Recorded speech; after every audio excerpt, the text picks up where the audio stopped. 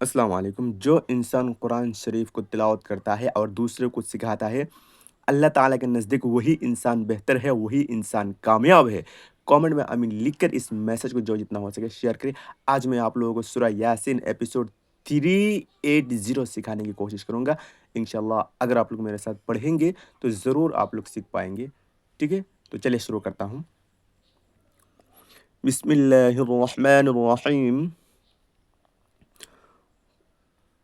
قالوا إنا تطيرنا بكم لئن لم تنتهوا لنرجمنكم وليمسنكم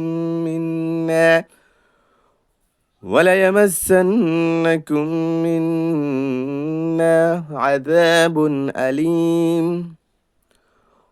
قالوا طائركم معكم قالوا طائركم معكم أئن ذكرتم بل أنتم قوم مسرفون۔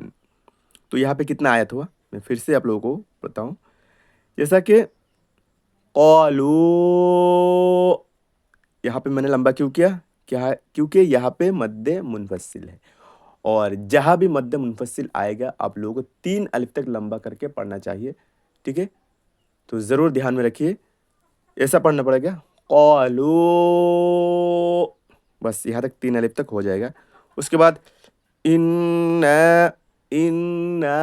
تو ان میں نے ناک سے کیوں پڑھا؟ کیونکہ نون مشدت ہے، نون کے اوپر تشدید ہے، اور تشدید والا حرف کو 2 بار پڑھا جاتا ہے، اور اس سے پہلے ان جب بھی نون ساکن کے اوپر نون مشدد آئے تب نون مشدد غنہ واجب ہوتا ہے، غنہ ضروری ہے، نہیں تو صحیح سے تلاوت نہیں ہوگا، ٹھیک ہے؟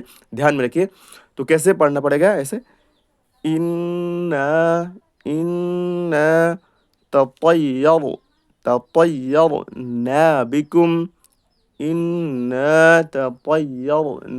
بکم لئن لم تنتهوا لنرجمنكم وليمسنكم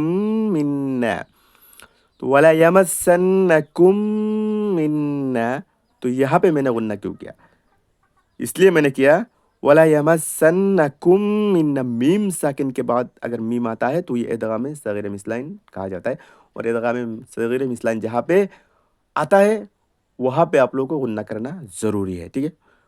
تو مِنَّا عَذَابٌ علیم، اور ایک ضروری بات ہے، جیسا کہ میم ساکن کے بعد اور نون ساکن کے بعد اگر دیکھیے نون ساکن اور میم ساکن کے بعد، لیکن نون ساکن کے بعد اگر اخفا کے 15 حرفوں میں سے کوئی حرف آتا ہے تو غنہ واجب ہے، اور میم ساکن کے بعد اگر میم آتا ہے تو ادغام صغیر مثلین کہا جاتا ہے، ٹھیک ہے؟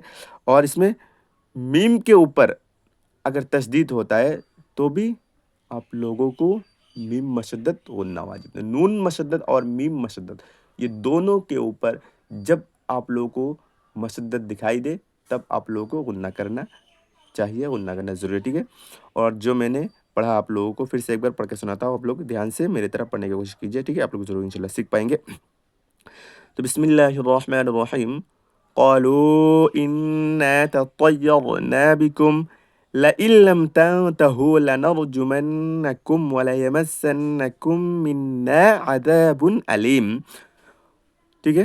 تو بس یہاں تک آج کا سبق ہے، یا امید کرتا ہوں آپ لوگ اپنے دوسرے مسلم بھائی کے پاس شیئر کر کے سننے کا موقع دیں گے۔ آمین۔